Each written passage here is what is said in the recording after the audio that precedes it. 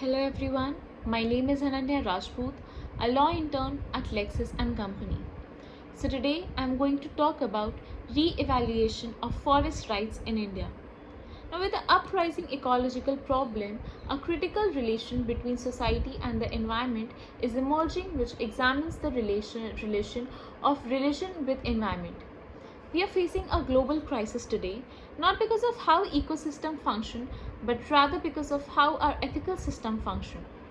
Getting through the crisis requires understanding our impact on nature as precisely as possible, but even more, it requires understanding those ethical systems and using that understanding to reform them. It was realized that if established religion were mobilized in the cause of environment, it would be easier for the environment protection movement to achieve its goal of a green, sustainable future. The Religion and Conservation Project is a facet of a larger interfaith dialogue going on today. While law may provide the requirements of a minimal ethic, the world's religions, through their new theologies, are establishing a maximal ethic as the goal to be achieved.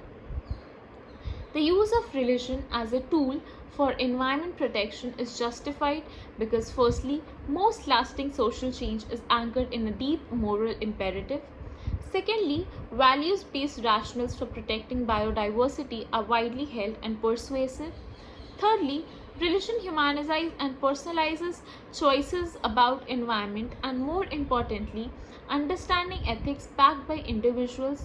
Religion will help us make a better decision on complex issue.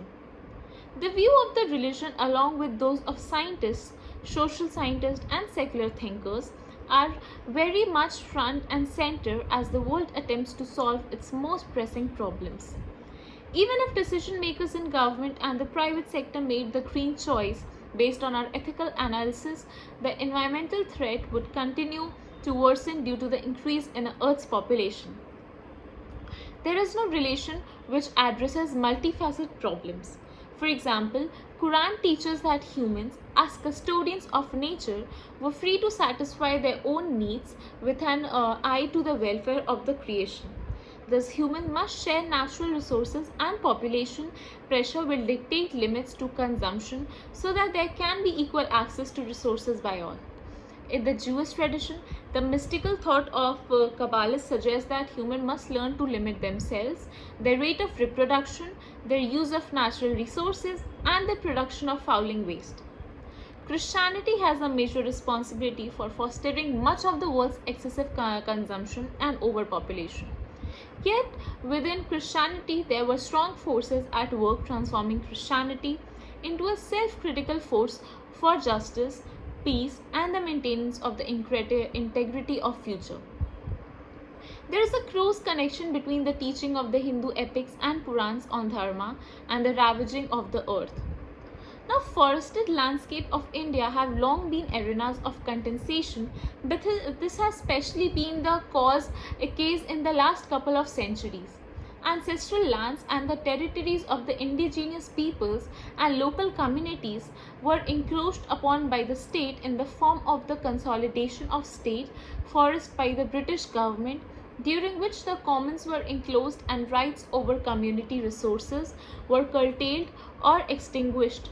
Now, independence did not make much of a difference. The legacy of the expulsion continued with more alienated laws such as Wildlife Protection Act 1972, Forest Conservation Act 1980, which, despite laudable environment objectives, advanced the process of the consolidation and centralization of forest governance and the process of the rights deprivation.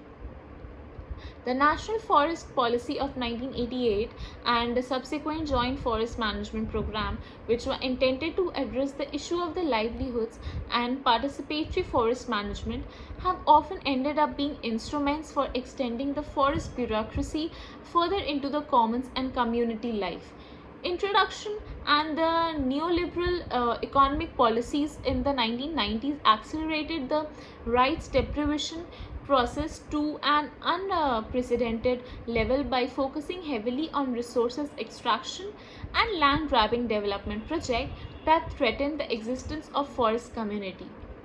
Unfortunately, the potential of the FRA in securing livelihoods, enhancing forest conservation, strengthening local self governance, and opening political space has hardly been met in the 6 years of implementation.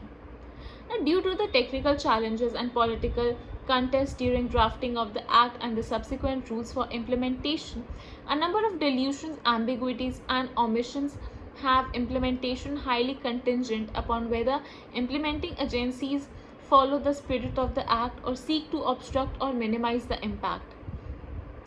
Areas of ambiguity can be summarized as limitation on the full identification of the right deprived groups, adequacy and safeguards within the implementation procedure and its timetable, the local institutional basis for the claim process, and the effectiveness of awareness raising for prospective claimants. Now, development should be allowed, but at what cost? That must be scrutinized. Development has to take place at a cost of environment.